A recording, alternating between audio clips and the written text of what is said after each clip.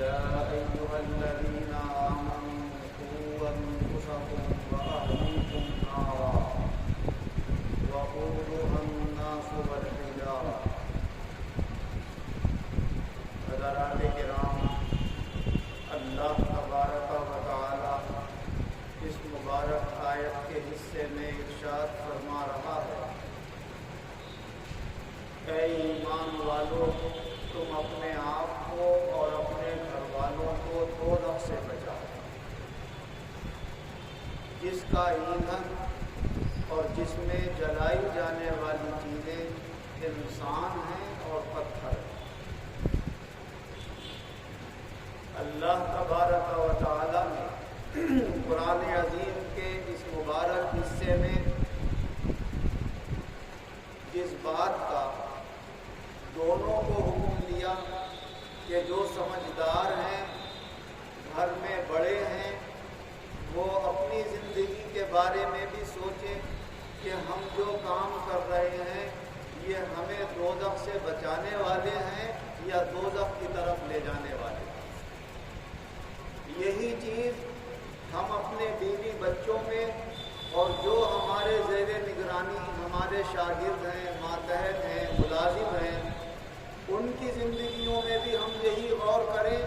کہ یہ ہمارے بچے کس طرف جا رہے ہیں، کون سے کام ہم ان سے لے رہے ہیں، ہم ان کے لیے کیا پسند کر رہے ہیں، کیا وہ چیزیں پسند کر رہے ہیں جو انہیں دوزخ کی طرف لے جائیں گی، یا وہ چیزیں پسند کر رہے ہیں جس سے یہ دوزخ سے بچ سکیں گے۔ یہ دونوں آج ہم اور آپ اپنی زندگیوں میں غور کر کے دیکھ رہے ہیں کہ تقریباً 99% لوگ اس بات سے غافل ہوتے جا رہے ہیں کہ ہم اپنے آپ کو اور اپنے بچوں کو دوزخ سے کیسے بچائیں۔ ہر ایک کو زیادہ تر یہ فکر لگی ہوئی ہے کہ ہم اپنے لیے دنیا کی زندگی میں کیا سہولتیں مہیا کریں، اپنے بچوں کے لیے آرام کا کیا سامان چھوڑ کر چلے جائیں، کیا کوشش کر کے ہم ان کے لیے اکٹھا کر دیں کہ جس سے ہمارے بچے اس دنیا کے اندر چین اور سکون اور اطمینان کی زندگی گزار سکیں۔ اور یہ خیال اللہ کے بہت کم بندوں کو آتا ہے کہ ہم اپنے آپ کو اور اپنے بچوں کو دوزخ سے کیسے بچا لیں، جنت میں جانے کے لائق کیسے بنا دیں۔ جب یہ ہمارے دلوں کے اندر خیال آنے لگے گا اور ہمیں احساس ہوگا تو اللہ نے جو تقدیر میں لکھا ہے وہ ہمیں دنیا کے اندر بھی مل جائے گا۔ لیکن ہماری کوشش کو جب اللہ دیکھے گا کہ میرا یہ بندہ اپنی آخرت کی فکر کرتے ہوئے زندگی گزار رہا ہے تو اللہ کرم فرمائے گا اور دوزخ سے بچا دے گا اور جنت میں داخل فرمائے گا، اور وہی اصلی کامیابی ہے۔ ورنہ اس دنیا کی بار بار آپ سنتے ہیں کتنی ہی بڑی کامیابی ہو ایک وقت تک کے لیے ہے، جب تک سانس چل رہی ہے ہم ہر چیز کے مالک نظر آ رہے ہیں، ہر چیز ہمارے پاس کثرت سے ہو تو ہم اس سے فائدے اٹھا سکتے ہیں، لیکن جیسے ہی سانس نکل جاتی ہے نہ ہم کسی بلڈنگ کے مالک رہتے ہیں، نہ کسی کار کے مالک رہتے ہیں، نہ روپے پیسہ اور سونے اور چاندی کے مالک رہتے ہیں، اور نہ ان چیزوں سے ہم فائدہ اٹھا سکتے ہیں۔ اسی لیے اللہ تبارک و تعالی نے ہمیں قرآن عظیم میں ہماری موت بھی یاد دلائی کہ اپنی موت کو یاد رکھو اور یہ سمجھ لو کہ مرنا سب کو ہے، اور آخرت میں جو میں نے اپنے بندوں کے لیے جنت رکھی ہے، دوزخ رکھی ہے، تو سانس نکلتے ہی اس کے آثار سامنے آنے لگتے ہیں۔ جب بندہ سب سے پہلے انتقال کے بعد قبر میں رکھا جاتا ہے تو قبر میں ہی اندازہ ہو جاتا ہے کہ اللہ نے اس کے لیے جنت رکھی ہے یا دوزخ رکھی ہے، کیونکہ حضور نبی اکرم صلی اللہ علیہ وسلم نے ارشاد فرمایا کہ جب بندے کو قبر میں رکھا جاتا ہے اور اس سے سوال و جواب ہوتے ہیں، اگر وہ ایمان والا بندہ ہے، صحیح سوال و جواب دے دیتا ہے تو اللہ تعالیٰ جنت کی کھڑکی اس کے قبر میں کھول دیتا ہے، جنت کا بچھونا اس کی قبر میں بچھا دیتا ہے، ٹھنڈی ٹھنڈی جنت کی ہوائیں آتی ہوتی ہیں اور اس کی قبر جنت کا باغیچہ بن جاتی ہے، اور اسے یہ احساس ہو جاتا ہے کہ اللہ نے میرے اوپر کرم فرمایا، اور فرشتے اسے دکھا بھی دیتے ہیں کہ دیکھ تو نے صحیح جواب دیے، تو ایمان والا دنیا سے آیا تو تیرے لیے اللہ نے وہ جنت میں مقام رکھا ہے، اور اگر خدا نخواستہ تو ایمان ایمان والا نہ ہوتا اور اپنے ایمان کو قائم نہ رکھتا تو دیکھ تیرے لیے دوزخ میں وہ جگہ تھی، اللہ نے تجھے اس جگہ سے بچا دیا ہے۔ اب جب تک تو اس قبر کے اندر ہے، تو اس قبر میں ہے، لیکن جیسے ہی یہاں سے جائے گا تو اللہ تعالیٰ تجھے جنت میں داخل فرمائے گا، تو جنت کے آثار وہاں سے ظاہر ہو جائیں۔ اور اگر خدا نخواستہ صحیح جواب نہیں دیے گئے اور ایمان قائم نہ رکھ سکے، ہم دنیا کے کسی فائدے کی خاطر اپنے ایمان کو برباد کر دیا،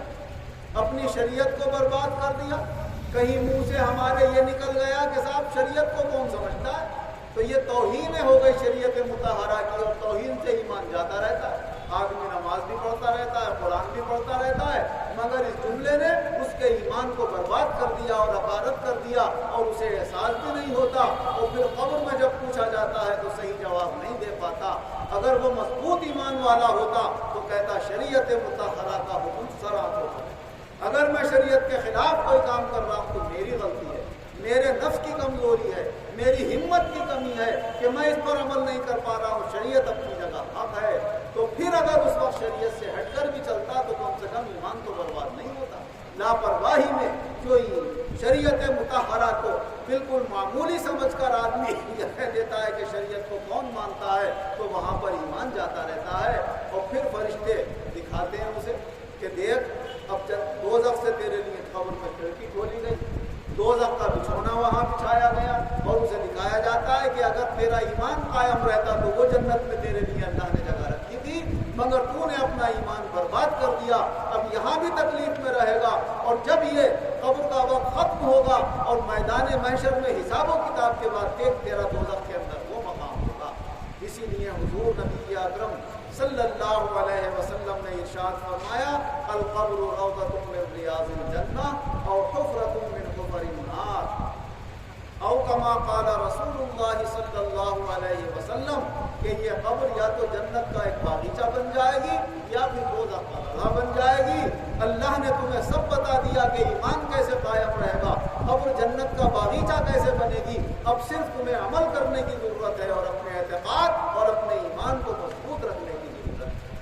اللہ تبارک و تعالیٰ نے قرآن پاک میں فرمایا کل نفس ذائقۃ الموت، ہر جاندار کو موت کا مزہ چکھنا ہے،